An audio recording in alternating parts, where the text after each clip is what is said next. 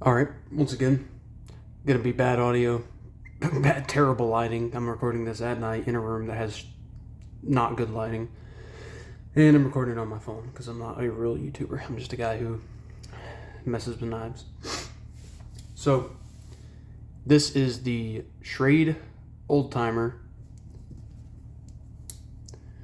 120T, not the 18T. There's the stampings on it. It just says Shrade US 120T. This is one of the older made in the United States old timers. Now, Shrade is still around. They make the old timer brand still, but it's produced in China with 7CR17 steel, which is just terrible soft steel. Would not recommend it. They may even use 5CR on some of their models. And they make even some no-name models that don't even have a model number or anything. I actually have one of those, a fixed blade. Just really low-end stuff. I wouldn't even touch it, honestly. Not even to have an example of some of their different models if I was a collector, which I'm not, at least not of old timers. But the old timer brand is cool. They have another line called Uncle Henry, I believe. And Uncle Henry made a model that was really similar to the 110, the Buck 110, called the Golden Bear or the Bear Paw, one of the two. I actually have one of those. I'll maybe do a review on it one day, I don't know. This knife, I don't have any notes on it. That's why I'm like already rambling, which sucks.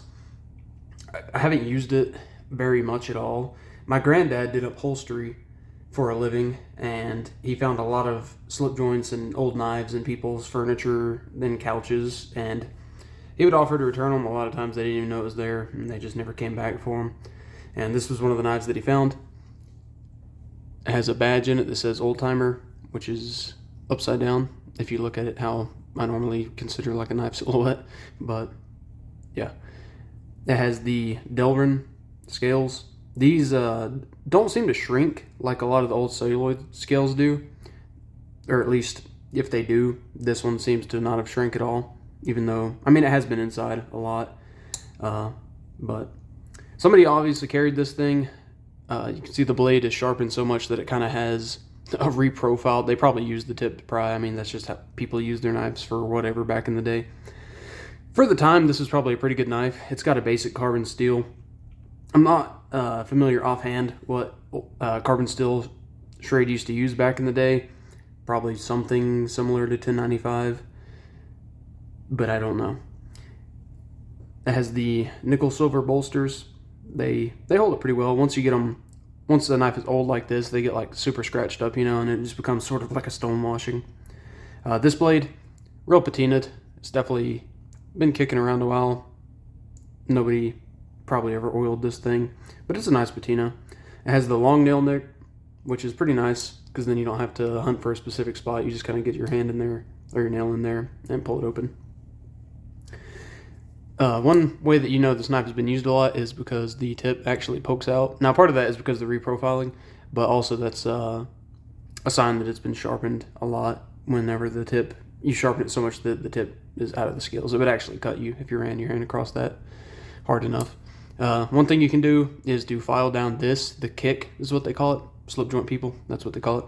I have filed this one down, but it would take a ridiculous amount of filing to get that tip to sit below the scales or in the handle, so it's really not worth it. This knife isn't one I carry. I mean, I have thrown this one like in my shirt pocket every now and again. It's a good like super light use knife, but my stance, for EDC knives is, I really like to have a clip and a lock as like a bare minimum these days. Which is why I say, like, for the time, this was a decent knife, and it's a very small one. It's a pen knife, it's for just small things, a very casual carry or like a non-permissive environment, like church or something like that. That pretty much makes it to where I would never EDC this thing, but I wouldn't say it's a bad knife. It's just definitely outdated for sure, but it's a cool piece of history. This one being an actual USA-made Shrade. I would get rid of it if I would give it away. I mean, I don't know what these things go for, $15 maybe. I would definitely give it to somebody who appreciated Shrade as a brand and would actually carry it, because I don't see myself ever carrying this. I'm just too modern when it comes to knives. I'm very old-fashioned in a lot of things, but with knives, you know, I like a clip and a lock for EDC. That's just my speed. I used to collect knives like traditionals, but these days I'm trying not to collect too much stuff that I'm not going to use, just because, you know, it's just not practical in the long term. But this is a good knife, good build quality and everything. The fit and finish on the back with the liners and the back spring is pretty tight. There's a gap in there right about there where my thumb's pointing, but not terrible. So, and that even that back spring is a nice carbon steel. It's patinaing pretty nice. They definitely knew what they were doing back then when they were making these things. It's a shame they don't make them the same way anymore. Honestly, I would rather them make them like this and charge a lot more than to ever make the cheap Chinese junk they make now. Again, nothing against Chinese knives. It's just the really low-end Chinese knives typically are just terrible. And the Shrade Old Timer stuff that they sell now is no exception. They have brought back, or at least I've seen, I don't know if they're limited runs or not, but they do make limited, maybe not limited, but for now they make, I think they call it the Generational Series. So they have, I don't think they're made in the US, but they're higher end materials. They're good materials now. Those might be decent. I don't know. I've never had my hands on one. But the old timer stuff is good if you like the traditional stuff. Me personally, I would not EDC this thing. As I've said, I'm kind of rambling now because I didn't make any notes. But they were good for back in the day. And so if you see one and you like traditionals, I would definitely not feel bad about picking one up. Just know that the 120T specifically is very small. I mean, you can see it's barely longer than my index finger. That's it compared to my thumb. I have normal sized hands. So it's a small blade for sure. Not super useful, but if you have light cutting tasks that you need to do day to day, or you like, if you wear work shirts like I do with a pocket on the front, you know, it's nice to have a knife in there sometimes. And it's very light. It's not going to weigh down your shirt pocket, even if it's a t-shirt with a pocket. So yeah, it's a good knife. If you like them, I wouldn't feel bad picking one up. And that's the review pretty much.